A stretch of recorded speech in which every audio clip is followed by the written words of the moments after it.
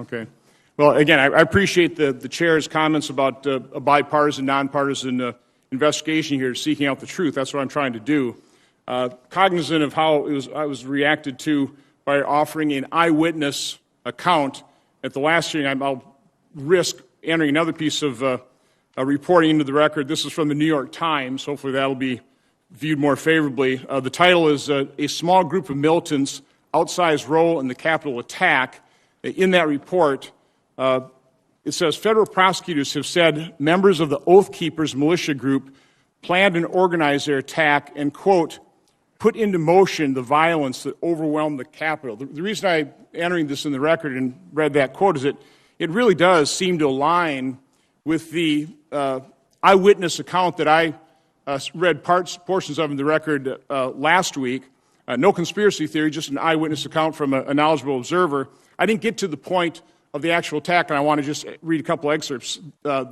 This is the title, Provocateurs Turn Unsuspecting Marches into an Invading Mob. And again, these provocateurs are primarily white supremacist groups. Then a loud bellowing shout from behind, quote, forward, do not retreat, forward. Then two other men standing across from one another on the high granite curbs on either side of the footpath bellowed variations of forward, do not dare retreat. Some made direct eye contact at people and pointed directly at them as if trying to psych them into submitting. A third man standing on a chair also shouting, forward, reached down and grabbed me by the shoulder and barked, don't retreat, get back up there. It wasn't an expression of enthusiasm or solidarity. It sounded like a military order. And it wasn't from a wild-eyed kid. This guy was probably in his 50s. He looked furious with me. Nobody seemed aware the Capitol was physically under attack. The tear gas caused pandemonium. But there was still no stampede, and people helped create or widen paths to allow others to leave the area.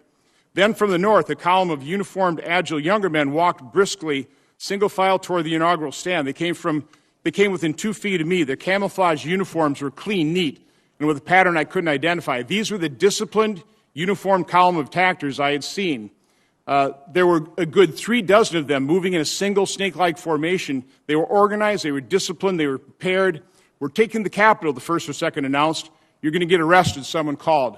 Ms. Sandborn, does that tie into with what you're uncovering as you investigate exactly what happened in the Capitol that day, that you had these armed militia groups that had conspired and organized to be there, maybe dozens, we don't know how many, but that they were organized and knew how to use the mob to storm the Capitol? Is that kind of what you're seeing? We definitely so far are seeing a mixture of that, absolutely. We're seeing people that got caught up in the moment, got caught up in the sort of the energy, et cetera, and made their way into the Capitol, and those are probably the ones that you're seeing the charges simply of trespassing. And then we're definitely seeing that portion that you're pointing out, which is small groups and cells now being charged with conspiracy that coalesced either on site or even days or weeks prior and had sort of an intent that day, and they, too, probably caught people up in the energy. So just one final comment. I would urge anybody that criticized me for entering an eyewitness account in the record last week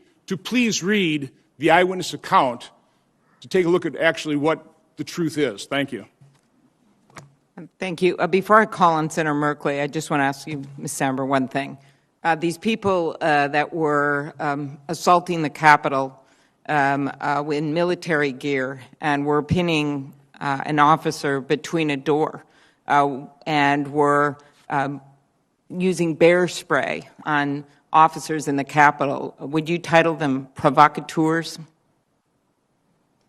Ma'am, it would all depend on the evidence behind the case, right? So as we're going through and we're figuring out what actually we know about each individual, it would just depend on what the facts and what we know holistically about that to be able to put a label on it. Do you think there were some very serious, violent people involved in this insurrection? 100%. A lot of officers were injured and a lot of damage was done. And would you describe the atmosphere as festive? Absolutely not. Thank you. Senator Merkley. Thank you, Madam Chair, and thank you to all for your